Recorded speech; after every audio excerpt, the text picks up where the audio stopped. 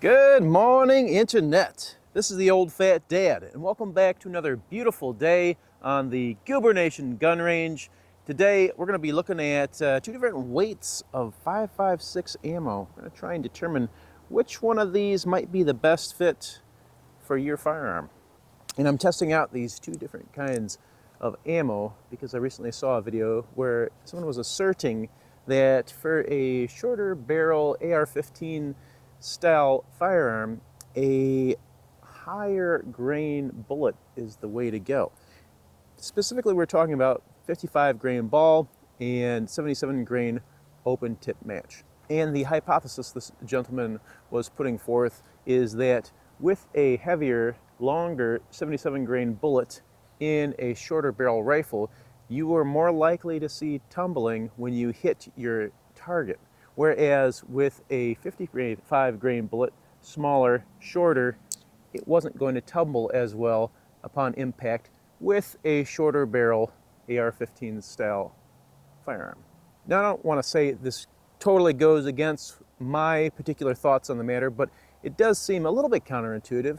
I always thought that using 5.56, you wanted to get the highest velocity possible. And with a smaller, lighter bullet, you're going to hit those higher velocities, whereas with a bigger, fatter bullet, you wouldn't get nearly as high a velocity. The main benefit in my mind with the heavier bullet over the lighter bullet is for longer range shooting. So the 77 grain bullet would buck the wind better and have a better trajectory because of a higher BC. For our testing medium today, we're going to use the ballistic modeling clay, and I'm going to shoot it long ways. 55, other side, we'll run the 77, and we'll see what kind of results we get. I have my theories. I think the lighter bullet's going to do better, but what do you think? What's your experience? Do you think a heavier bullet's going to work better or the lighter bullet? We'll set it up at, let's set it up around 15 yards, put a round through, and check out the results. Just going to start out with our 55 grain round here, and change my mind. I'm not going to do 20 yards. We're going to get real up close here. Let's call it 7 yards here and see what kind of results we're going to get with our 55 grainer into the ballistic modeling clay. Kind of a low hit. I think we're going to have to get closer to see what happened. All right, so when we were talking about this other guy's theory, he was really wanting to see tumbling on target, right? So bullet hits, tumbles, it's going to do the most damage. So 55 grainer, and we were pretty straight on. Keep that in mind.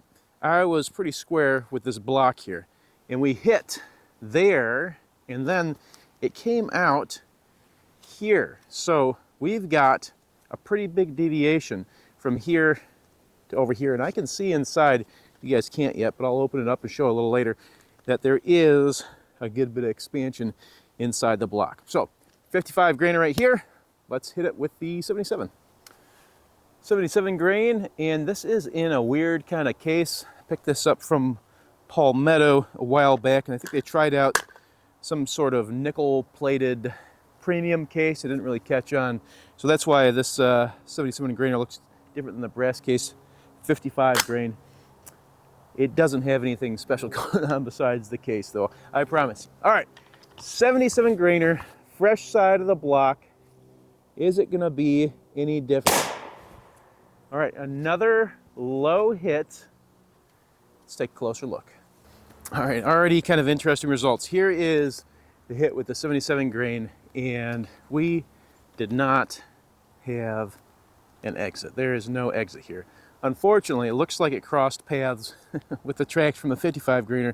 So I'm going to reshoot this and see if I can get a clean path here so we can really check out the results. But I'll also try and recover that bullet if we don't get a catch in the gel. It's not gel. The clay. If we don't get a catch in the clay with this 77 grainer. 77 grain, try number 2. Here we go. Hopefully this time we get a nice clear track. Oh. Off to the side again. Let's take a look at that block. The 77 grainer hit, low corner there, no exit, no exit, no exit. 77 grain bullet is captured inside. And I'm going to open this up and let's take a look at the wound tracks. We're going to do these one at a time. So here's a 77 grain entered here, and there she rests at the end there. I'll pull that bullet in a second, but you can see inside there's a pretty good amount of disruption.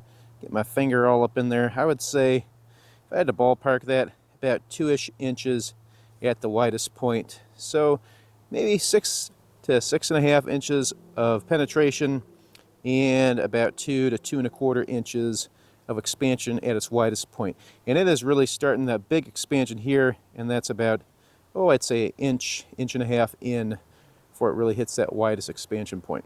Let me grab that bullet. Here is that 77 grain bullet. Lots of expansion out of that thing, and it was resting backwards in the end of that track. So this was facing the end, and this was facing out. Overall, though, looks like a pretty nice, bit of expanded bullet.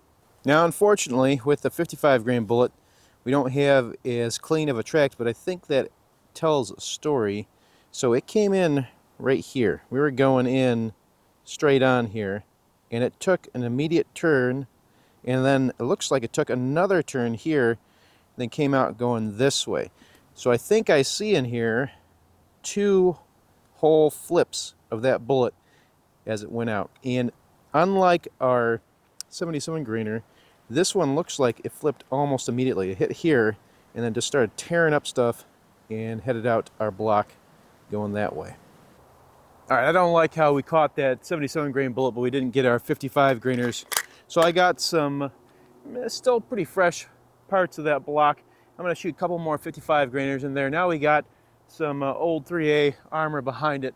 Maybe we can catch one of these bullets, and maybe we can see a full, uninterrupted wound channel as well. Let's take a peek. 55 grainers into our clay. There's one. Ooh, okay. And let's pop off another one right there and see if either of those get caught. Okay, out of those 2 shot, we got one that's a real good example here. So I shot it coming in this way, right? So it should go out straight out the back, right about here. It was flying straight. But once it hits that block, can you see how that just curves? Can you see that curve in there? And it just goes zip, and it comes out this way. So it was right at the back end of that block, and it just flipped once, twice, and ended up here in little pieces. I'm going to try and get it out. You can kind of see it right there, but I'm going to pull it out. We'll take a closer look at that, maybe compare it to that 77 grainer. But I think this shows pretty much that 55 is going to do a good bit more, at least in my ballistic modeling clay, than the 77. Here's that 55 grain bullet, and there is only jacket left and just maybe a little couple of splinters of lead, and that is about it. So I was a dummy, and I dropped the 77 grain bullet somewhere in there, and I can't find it now, but maybe through the power of cinema magic, I can show you a side by side of these 2 guys in my hand.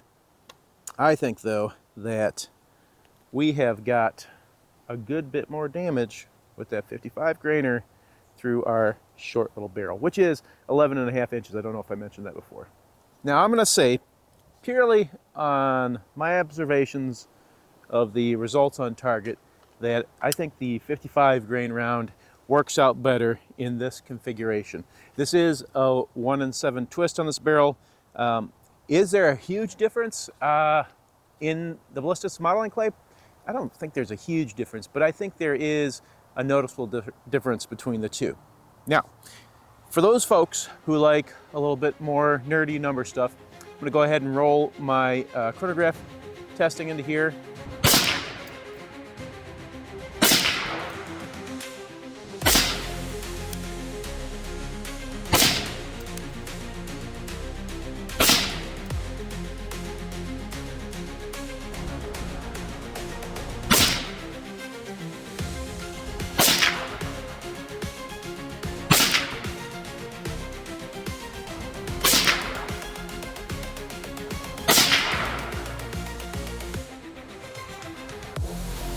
And from that, you can see that with our 55 grain bullet, we're going about 2750 feet per second, and that gets us at about 920 foot-pounds of energy. With the 77 grainer, we were moving at 2450 feet per second, and I think that gets us right at about 1,020 foot-pounds of energy. So the 77 grain round does win in energy. It is significantly more energy on target, the heavier bullet, but the 55 grain is moving, I think, significantly faster. That's a good bit, 10-15% faster than our 77 grainer, and I think that is what's going to make the difference on target with a short barrel.